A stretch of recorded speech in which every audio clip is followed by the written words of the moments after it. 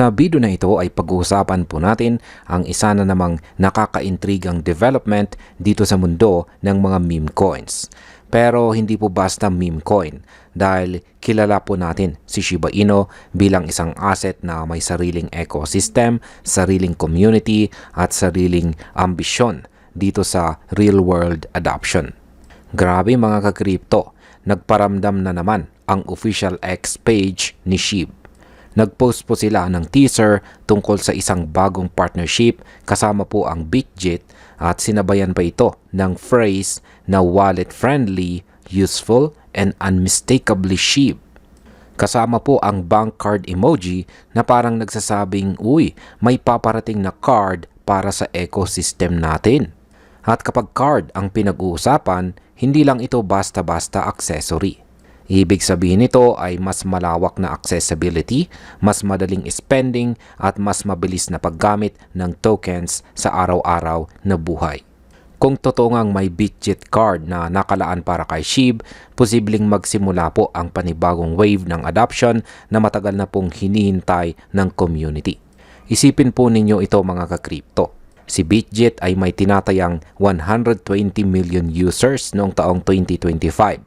Kapag naglabas po sila ng SHIB-powered card na kayang gamitin ng lahat ng mga users nila sa iba't ibang bansa, parang pinto po yan na biglang magbubukas ng malawak para sa mainstream usage ni Shiba Inu. At bilang mga holders, traders at believers, ramdam po natin ang potensyal na maaring matrigger nito. Totoo, hindi pa official ang announcement, pero gaya po ng lagi, kapag si SHIB ay nagbibigay po ng clue, hindi po sila nagpapahaging ng walang dahilan. Kung tama po ang hinala ng marami, isa itong malaking hakbang sa direksyon ng real-world utility. Hindi na lang tayo umaasa sa hype. May product, may purpose, at may malinaw na gamit. Ang tanong, sapat ba ito para iangat si SHIB pabalik sa spotlight? Bakit sinasabing posibleng mag-trigger ng adoption explosion ang bagong development? Kapag inilabas ang isang crypto card, hindi lang ito tungkol sa convenience. Ito ay nagiging tulay papunta sa mass adoption. Para sa maraming tao na hindi pa masyadong kilala ang crypto, ang isang card ang pinakamadaling paraan para maintindihan ang value ng digital assets. Pwedeng gas, pwedeng groceries, pwedeng online shopping. At kung si SHIB ay magkakaroon ng ganitong capability sa Bitget ecosystem, mas dumadami ang pwedeng gumamit ng token kahit hindi sila mga traders.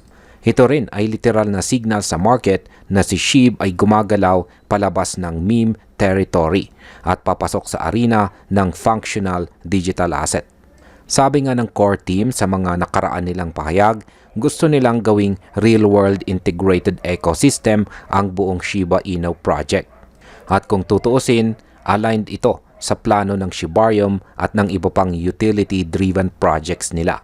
Ngayon, dahil may mahigit 120 million users ang Bitget, isipin mo kung kahit 5% lang sa kanila ang magsimulang gumamit ng SHIB card. Malaking influx po yan ng mga users na pwedeng magdala ng liquidity, activity at saka sustained demand sa token. Para nating nakikita ang unti-unting pagbuo ng momentum.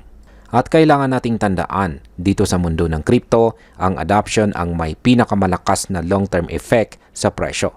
Hindi hype, hindi burn, kundi adoption. Kapag dumadami ang gumagamit, tumitibay po ang ecosystem. Kapag tumitibay ang ecosystem, tumataas po ang value. Yan ang cycle na hinahanap po natin bilang mga naka-hold kay SHIB. Kung may adoption, may price rally ba na pwedeng sundan?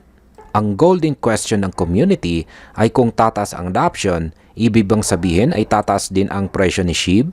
Ang sagot ay posibleng oo, pero hindi po agad-agad at kailangan nating himayin kung bakit. Base po sa datos ng CoinGecko, si SHIB ay dumaan sa isang heavy downtrend nitong mga nakaraang buwan. Bumaba po siya ng 1.8% nitong last 24 hours, 10.8% sa loob ng isang linggo, 7.1% sa 14-day chart at 8.5% para sa buwan. At kung babalikan po natin ang mas malaking picture, halos 62.7% ang kanyang ibinaba mula November 2024. Makikita po natin na si SHIB ay nasa challenging phase ngayon. At alam naman natin, ang mga ganitong month-long downtrend ay nagre-resulta sa pagnipis ng sentiment, pagbaba ng trading volume at paglawak po ng fear or takot sa market. Pero ang interesting po dito ay kahit bumababa po ang presyo, lumalabas na walang nababawasan sa dedikasyon ng SHIB community. Hindi po siya nabubura sa market. Hindi po siya nawawala sa usapan. At higit po sa lahat, patuloy po siyang naglalabas ng innovations. Ito po ang dahilan kung bakit hindi automatic ang rally. Pero nagiging possible po ang kanyang foundation para sa rally. Ang adoption surge mula sa posibleng Bitget card ay maaari pong mag-create ng bagong demand wave. At kung makasabay itong pumasok habang humihina ang selling pressure, dito po nagkakaroon ng chance para sa trend reversal. Pero bilang mga traders, kailangan po natin na maging realistic. Ang adoption ang nagtatayo ng momentum. Ang price rally sumusunod lamang. Kung magagawa po ng Bitget partnership na magbigay ng large-scale utility, pwede po itong maging spark para sa susunod na bull leg ni SHIB. Paano naman po naka-apekto sa market sentiment ang 2021 burn event ni Ginoong Vitalik Buterin? Marami po sa SHIB Army ang hindi makalimot sa 2021 burn event na ginawa ni Ginoong Vitalik Buterin. Nang ibigay sa kanya ang kalahati ng buong supply ng SHIB noong launch, marami pong nagulat. Pero mas nagulat ang lahat nang bigla niyang sunugin ang 90% ng tokens na hawak niya. Sa isang iglap, nabawasan po ang circulation. Bumaba ang supply, lumakas ang demand at sumabog ang presyo ni SHIB. Pero gaya ng sabi ng lead developer na si Ginong Shytoshi Kusama, hindi na uubra ngayon ang burns lamang bilang dahilan para umangat ang presyo. Malaki ang market, marami ang kompetisyon at ang mga investors mas matured na. Hindi sapat ang pagsunog ng tokens. Ang kailangan ay burns plus adoption plus real-world utility plus ecosystem expansion.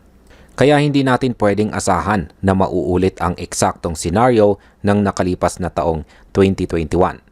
Pero pwede po nating tingnan ang prinsipyo sa likod nito. Ang dahilan ng rally noon ay hindi lang burn or pagsunog.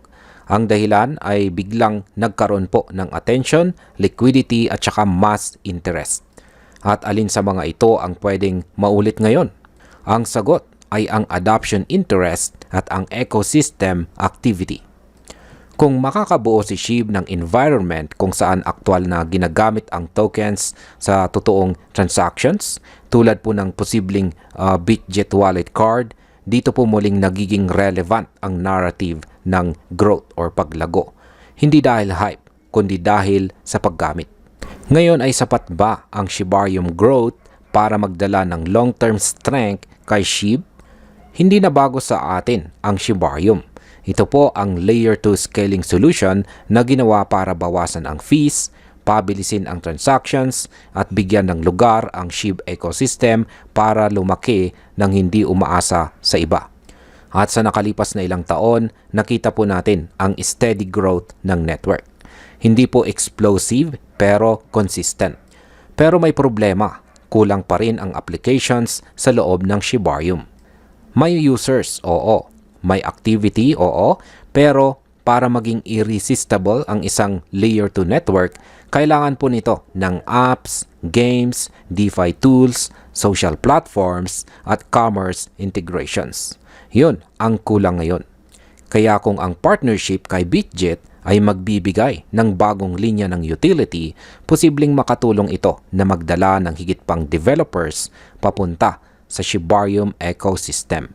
Mas maraming builders, mas maraming features, mas maraming dahilan para gamitin si SHIB araw-araw. At kapag dumadami ang rason para gamitin ito, natural na nag-iiba ang market trajectory. Hindi man agad tumalon ang presyo, pero nagiging stable po ang environment. At sa crypto, ang stability ang bigat ng sandata. stability ang bumubuo ng long-term bull runs. At bilang panghuli ay ano naman ang aking masasabi tungkol dito? Sa kabuuan mga ka-crypto, malinaw na ang posibleng partnership ni SHIB at Bitget ay hindi po basta simpleng marketing move. May bigat po ito, may potensyal at higit po sa lahat ay may direksyon. Kung tama nga ang hinala na magkakaroon ng SHIB-powered card, maaari itong maging simula ng panibagong wave ng adoption na matagal na nating hinihintay mula sa ecosystem. Pero dapat po nating tandaan na wala pang bullish trend reversal. Nasa downtrend pa rin po si SHIB at kailangan niya ng solid catalyst para makabalik sa momentum.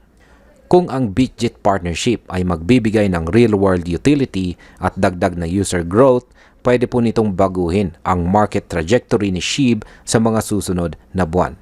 Hindi ko masasabi na ito na ang official comeback, pero masasabi ko na ito ang tamang hakbang sa tamang direksyon. At sa mundo ng crypto, minsan sapat na po ang isang tamang hakbang para magsimula ang malaking pagbabago. At hanggang dito na lamang po tayo sa video na ito mga ka-crypto. Maraming salamat sa panonood.